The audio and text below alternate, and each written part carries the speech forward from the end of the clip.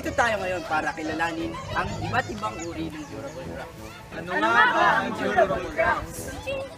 Ang durable crops ay ang mga crops na pwedeng iproseso para makuha ang mga primary produkto na kung saan ang mga produktong ito ay maaaring iimbak sa loob ng mahabang panahon. Tara, ano pang hinihintay natin? Halina't kilalanin ang tatlong durable crops sa tulong ni Mang Inasal, Mang Toto at Mang Tomas. Tara! Nakikita niyo ba si Mang Inasal? Nasaan? Nandito ba siya? O nandito ba siya? Saan doon ba siya? Dito ako mga bata. Nasaan? Dito. Nasaan?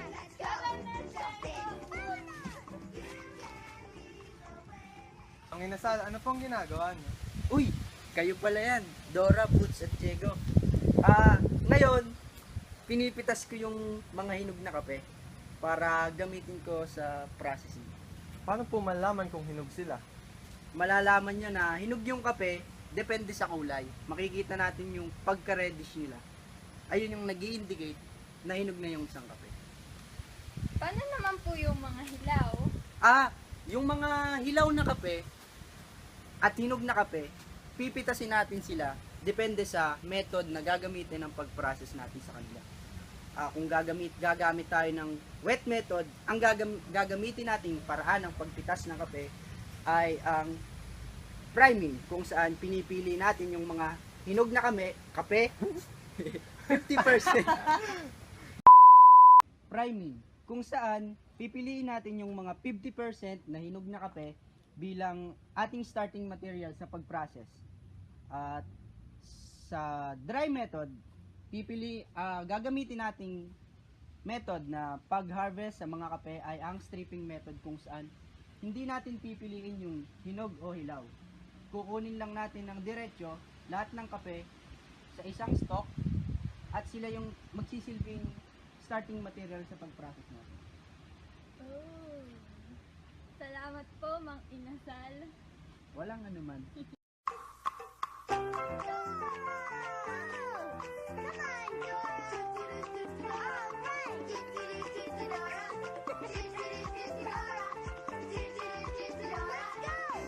Nakikita niyo ba si Mang Tomas? Nasaan? Nandito ba siya? O, nandito ba siya? Nandito ako mga bata. Ayun! Ayun si Mang Tomas! Tara, puntahan natin. I need your help to stop swiping. Swiper! You have to say Pakita swiper, boy si no Swiper. swiping. Sabay-sabay tayo Say it ng with us. Swiper, no Swiper, swiping! no Swiper, swiping. no swiping! Swiper, no Swiper, no swiping! Swiper, no Oh, swiping. Puntahan na natin si Mang Tomas. Ano pong ginagawa niyo? Nandito ako sa puno ng kakao para tinitingnan ko kasi kung ano yung pwede ng ma-harvest. Bakit po kayo mag-harvest? Kasi yung kakao, nakakapag-produce siya ng iba't ibang produkto ng chocolates at mga tablay. Paano po malalaman pag pwede nang i-harvest? Ito, bawal pa kasi masyado pang bata. Ito, hindi pa siya hinog. Kita ba? Ito, pwede na. Ang taas! Ito, bawal pa kasi masyado pang maliit. Ito, bawal pa kasi hindi pa siya hinog. Ito, pwede na kasi hinog na siya.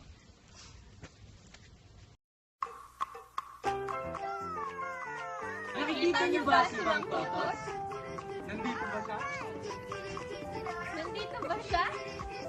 O nasa land bank pa? O nandun siya?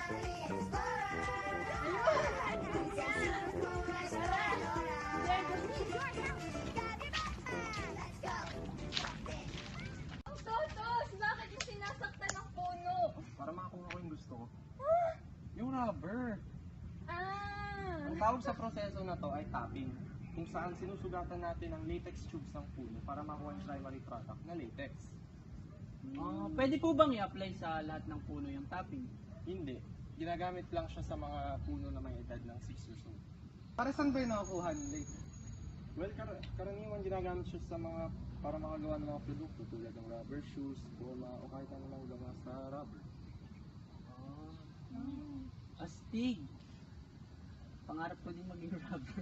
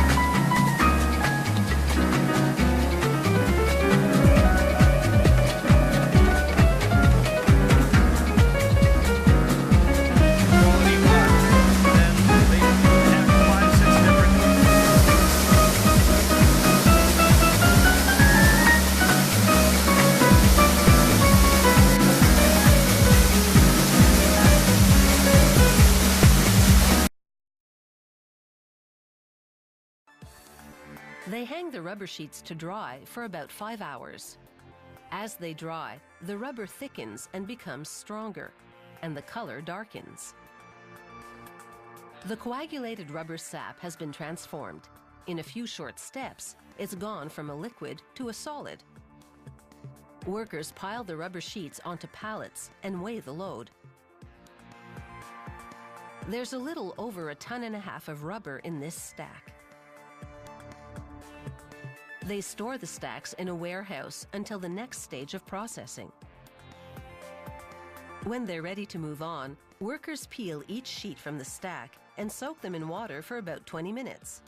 This washes away some of the surface contaminants, but not all. The rubber sheets then go into a machine with many brushes that scrub off more of the dirt. After one more rinse, the rubber sheets are squeaky clean. As you can see, the color of the rubber sheets varies somewhat, depending on the tree they came from, their thickness, and other factors. They hang the sheets on racks to drip dry.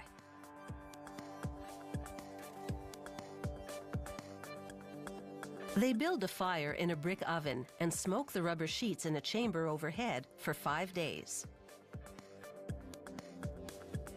It's a slow, low-temperature smoking that preserves the sheets to prevent the growth of mold.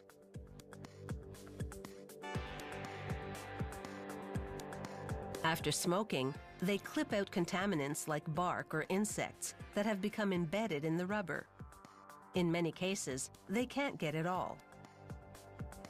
They grade the rubber sheets by examining them against a bright light. Sheets with fewer remaining contaminants receive a higher rating and will command a better price. They stack the sheets according to the grade. And then it's into a hydraulic baler. It presses the stack of rubber sheets into cube form. The dimensions of the cubes conform to international packaging regulations, so they'll fit neatly into containers for shipping. They spray the rubber cubes with a mix of calcium carbonate and solvent. The mixture forms a film on the cubes that prevents mold and keeps them from sticking together during transport.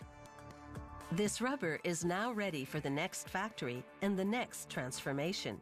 It could become almost anything.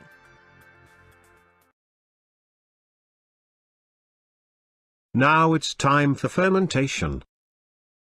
To start the process, farmers put the raw beans inside a wooden box and cover them with palm leaves or other insulating material. Soon, the sugars in white pulp begin to ferment and the temperature inside the wooden box rises. The fermentation takes between 5 to 7 days, depending on the variety of cacao. Farmers continuously monitor, rotate and mix the beans for better aeration until fermentation is complete.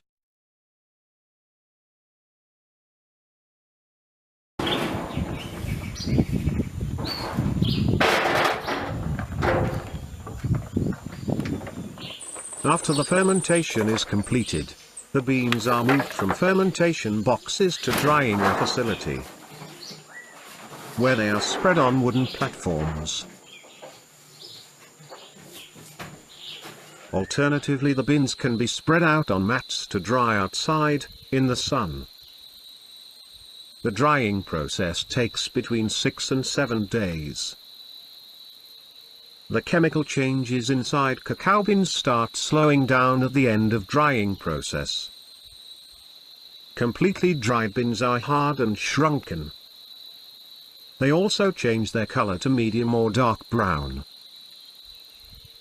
Next step is to inspect and clean the bins from foreign objects. And finally, completely dry and clean beans are stored in bags, in cool and dark place awaiting to be shipped to the chocolate factories.